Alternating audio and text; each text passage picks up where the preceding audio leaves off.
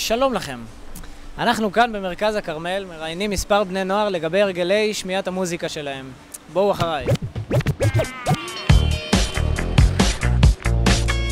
שלום. שלום. איך קוראים לך? לי. מהיכן? חיפה. ובת כמה? 14. כמה שירים יש לך במכשיר הפלאפון? אני שומעת מוזיקה בטלפון, ובערך יש לי 50 שירים. יש לי בערך 150 שירים באייפון. יש לי בערך 250 שירים באייפון. האם יש טעם לקנות אלבומים מקוריים מבחינתך? לא, אם אפשר להוריד באינטרנט לטלפון זה לא קריטי. אני חושבת שכן יש טעם לקניית דיסקים מקוריים.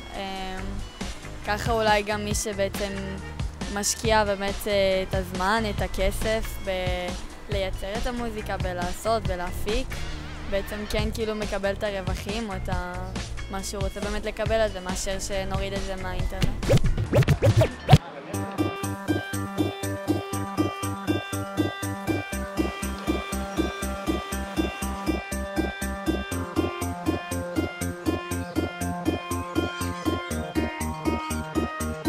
שלום. שלום. מה שמך? עדי. בת כמה? 17 וחצי. ומאיפה? מחיפה. אוקיי, אני אשאל אותך מספר שאלות. דבר ראשון, יש ברשותך מכשיר סלולרי, אני מניח. ברור. מאיזה סוג? אייפון. וכמה מוזיקה יש לך באייפון? אני חושבת שבערך 2000 ומשהו. לא ספרתי האמת, אף פעם. הרבה. הרבה, אני חושב סביבות 1000 שירים כאילו. ומה איתך? גם אצלי משהו כזה, יש לי כמה דיסקוגרפיות וזה. רציתי לשאול אותך כמה שעות ביום את מקדישה לשמיעת מוזיקה. שעה אולי? זהו? שעה ביום? האמת היא שזה די נמאס, כאילו...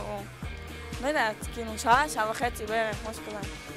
אוקיי. אם לספור אפשר להגיע גם ל-24 אחי. ממש הרבה. גם בנוסף לזה ששתינו מוזיקאים ואנחנו גם מנגנים ושומעים מוזיקה, אז אפשר להגיד שכל היום. מה את חושבת לגבי אלבומים מקוריים? את חושבת שצריך לקנות אלבומים מקוריים? תלוי של מי, כאילו. אם זה אמנים שאת אוהבת? אז כן, ברור. לקנות אלבומים מקוריים יש טעם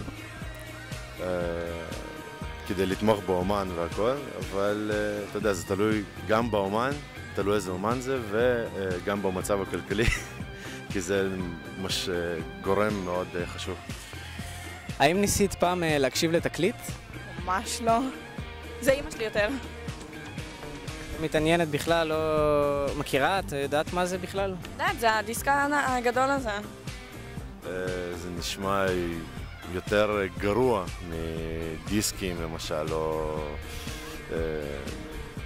פייל שהוא יושב לך בתוך הטלפון או בתוך הנגן, אבל הסאונד שלו מאוד נחמד, הוא נשמע מאוד וינטג'.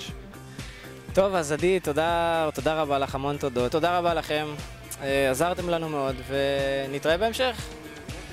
תודה.